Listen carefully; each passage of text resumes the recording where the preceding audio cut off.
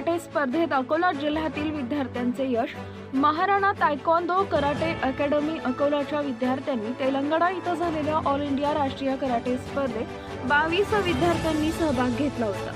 राष्ट्रीय कराटे स्पर्धा दिनांक 7 ते 8 डिसेंबर रोजी घेण्यात आली।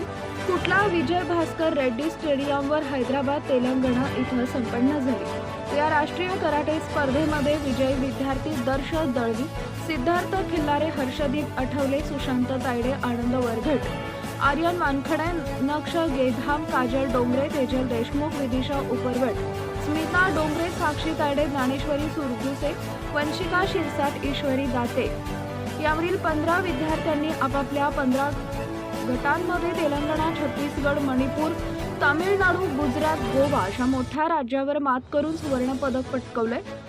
तथागत वरघट, सक्षम तेल मोरे, आयुष मोहड, किरण तायडे, कुणाल उपरवट, प्राची देशमुख यावरील 7 विद्यार्थ्यांनी आपापल्या गटामध्ये तेलंगणा, कर्नाटक, ओडिसा, मणिपूर अशा मोठ्या राज्यावर मात करून रौप्य पदक पटकावले।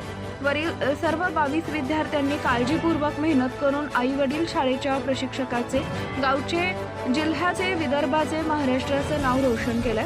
परशुराम नाईक विद्यालय, बोरगाव, मंजू आणि माउंट कार्मेल इंग्लिश स्कूलच्या विद्यार्थ्यांनी ही कामगिरी केली आहे। वरील सर्व विद्यार्थ्यांची नेपाळ, काठमांडू इथं होणाऱ्या आंतरराष्ट्रीय कराटे स्पर्धेसाठी निवड झाली आहे। या यशाबद्दल मुख्य प्रशिक्षक संतोष सखाराम जाधव आणि आहात शेख कराटे प्रशिक्षिका चंचल दाते आदींनी अभिनंदन केलंय। सत्यशोधक न्यूज चॅनलसाठी मुख्य संपादक संतोष गवई, अकोला। सर, माझं नाव आहे Santosh Sakharam Jadhav, golden black belt Parbhani. आणि माझं जे ब्लॅक बेल्ट झालेलं आहे ते कोरियामध्ये ब्लॅक बेल्ट झालेलं आहे माझ्यावर। आणि मी आपल्या अकोला जिल्ह्यामध्ये परशुराम नाईक विद्यालय, बोरगाव, मंजू येथे एक 3 ते 4 महिन्यापासून कराटे प्रशिक्षण मुलांना मी देत आहे। आणि ते पूर्ण आगरकर सरांच्या वेळी सहकार्याने आपल्या बोरगाव मंजूमध्ये क्लासेस चालू आहेत। आणि जे परशुराम विद्यालयाचे जे विद्यार्थी आहेत तर हे विद्यार्थ्यांनी राज्य लेवलवर पुष्कळ ठिकाणी गोल्ड, सिल्वर, ब्रॉन्झ मेडलची कमाई केली होती। असे 12-13 पदक त्यांनी मारले। त्यावेळेस तिथून या विद्यार्थ्यांची तेलंगणा येथे निवड झाली।